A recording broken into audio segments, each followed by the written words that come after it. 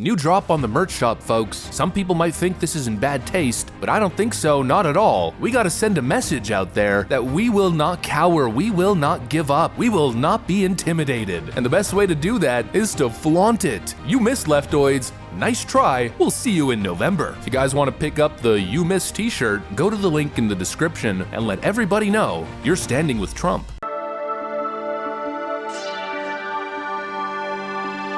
Hey guys, welcome to the Liberal Hive Mind, a channel solely focused on exposing the abundant hypocrisy of the left. Oh boy, oh boy, oh boy. It's a real dark week. Obviously, what happened just the other day has been shocking to the system, but just as Donald Trump is doing, he's moving on from the negative and already looking at the silver lining, looking at the positive, the glass half full. We gotta do the same. It's been a horrible, terrifying last few couple of days, but also at the same time, it might have been the best couple days of Trump's campaign. More positive news continues to drop as 2 days after the event, as Jack Smith's pathetic little documents case officially today comes to an end. Judge Aileen Cannon makes the decision to have all charges dismissed. It's been a rough last couple of days, but really all the news is good. The first good news is that Donald Trump survived. Thank God he survived. And great news number 2, this bogus case just got dismissed. Let's have a conversation about it. We've got some stuff to get into, so let's roll the tape. All right, folks, so let's first start off with the news, and then we'll have a conversation.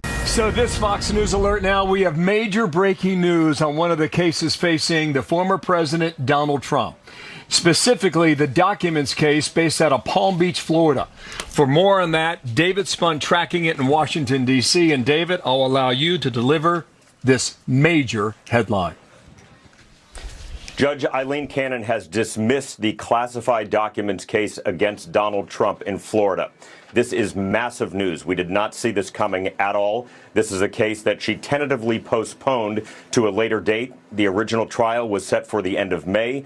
She moved it back a couple of months, though not setting a date. She has just dismissed it in a 93-page court document saying that Jack Smith, the special counsel's appointment, violates the appropriations clause and the appointments clause of the United States Constitution. In layman's terms, she's saying that he was not appointed lawfully and not appointed appropriately. I'm sure we're going to be hearing from the Department of Justice about this momentarily, as Attorney General Merrick Garland believes that he had every right, and his team believes every right, that he could appoint Jack Smith as special counsel. So that's the breaking news. Just for those of you guys who didn't believe me, Judge Aileen Cannon has dismissed Jack Smith's documents case against Donald Trump due to concerns about the legality of Smith's appointment as special counsel. Judge Aileen's dismissal argument centered around the idea that Jack Smith's appointment as special counsel in this case did not adhere to constitutional and legal standards. Specifically, she contended that the process for his appointment lacked proper authorization and oversight, thus violating the appointment clause of the U.S. Constitution. This clause ensures that specific federal appointments receive appropriate checks and balances, typically involving presidential nomination and Senate confirmation. By questioning the legitimacy of Smith's role, Cannon emphasizes the importance of maintaining constitutional protocols in judicial processes. So look, as per usual, I'm just a simple, common citizen. It's hard to decipher the exact details, considering Judge Cannon's release, I think, is over 90 pages long, and it's nothing but gibberish legalese. From start to finish, I'm no genius lawyer who can read all that stuff and know exactly what's going on, but it seems to be an issue of constitutional adherence. The Appointments Clause of the Constitution mandates that principal officers, those with significant authority, must be appointed by the president with Senate confirmation. The argument in Cannon's ruling suggests that Smith's appointment did not meet the criteria, making his actions as special counsel legally questionable. It's an issue of political neutrality. There simply has to be checks and balances. A president or an attorney general shouldn't be allowed to just appoint a special counsel at will. There has to be some sort of rigorous process, and of course oversight to make sure that that individual is conducting themselves appropriately, and of course isn't a totally partisan pick. You can't have presidents naming whoever to special counsel choosing the most partisan, most politically motivated individuals, and essentially sicking them on their political opponents. That to me seems to be the issue. Maybe I'm understanding it incorrectly. Judge Aileen Cannon also said that there were way too many pre-trial issues, essentially to effectively continue, and so the decision was made, the charges indeed have been dismissed, they have been dropped, I'll show you guys the official document. We have an order granting motion to dismiss superseding indictment based on appointment clause violation. Former President Trump's motion to dismiss indictment based on the unlawful appointment and funding of special counsel Jack Smith is granted in accordance with his order, EFC number 326. The superseding indictment is dismissed because special counsel Jack Smith's appointment violates the appointments clause of the United States Constitution. Special counsel Smith's use of a permanent indefinite appropriation also violates the appropriation clause, but the court need not address the proper remedy for that funding violation given the dismissal on appointments clause ground. The effect of this order is confined to this proceeding, so I'm not exactly sure what they're talking about here in relating to a funding violation, but apparently it wasn't even relevant because the appointments clause was grounds enough. So the case has officially been dropped, and Jack Smith looks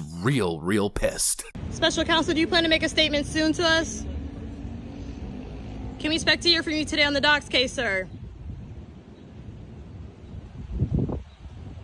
Now, I have no doubt that he's going to try to continue this case. He's going to challenge Judge Aileen Cannon's decision, but even with that pathetic pursuit, I don't think it's going to lead anywhere, as Jonathan Turley chimes in. I get a final thought from you, Jonathan Turley and Andy McCarthy. Start with you, Jonathan.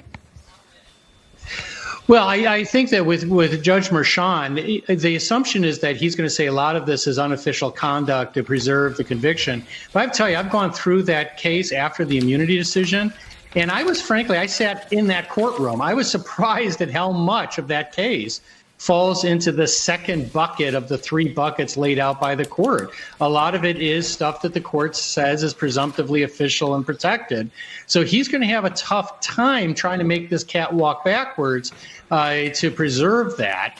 But for Donald Trump, if of all of the cases that could be dismissed, this would be at the top of the list. This was the greatest threat. And for now, at least, it's gone. Not only does Jack Smith have an issue relating to the appointments clause, but he also has an issue relating to funding violations that could easily be used against him. And then on top of all of it, it's already been identified that a lot of the actions that Donald Trump took that Jack Smith is trying to charge him over, well, they're considered official presidential acts. In other words, he's totally immune thanks to the Supreme Court decision from, I think, 2 weeks ago. So it's not looking so good for Democrats. Frankly, it seems to be Trump's week. And look, I'm not the one saying it. I know some people are going to be a little bit uncomfortable with that statement just because it's a very emotional time, but I mean, even Trump seems to be in good spirits. We just got off the phone with the former president, and he said this: I am thrilled that a judge had the courage and wisdom to do this. This has big implications, not just for this case, but for other cases. The special counsel worked with everyone to try to take me down. This is a big deal. It only makes this convention more positive. This will be an amazing week.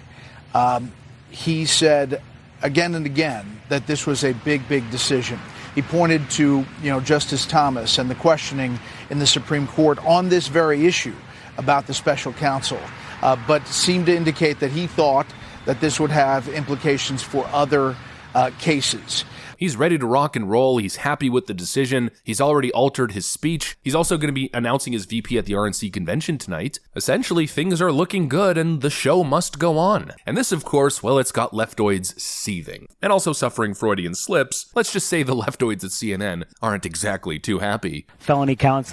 But here the Mar-a-Lago case was also seen as such a significant case of obstruction, of mishandling these issues, and now it's gone at this key political moment. I mean, it's almost as if Donald Luck has this lucky rabbit's foot in his pocket. You called him Donald Luck. Did I say Donald Luck? I mean, I did. I mean, it is Donald Luck, right? I mean, if you look at all of his wins, everything that has happened, even the assassination attempt on Saturday, he has been able to, gain strength from this. The absolute copium. They're seething as they call Donald Trump Donald Luck. Oh, he's just so lucky. He's got a guardian angel. Bill Maher said this ridiculous nonsense not too long ago. No, he actually just got this guy is the luckiest guy in the world, but he definitely made a deal with the devil at something.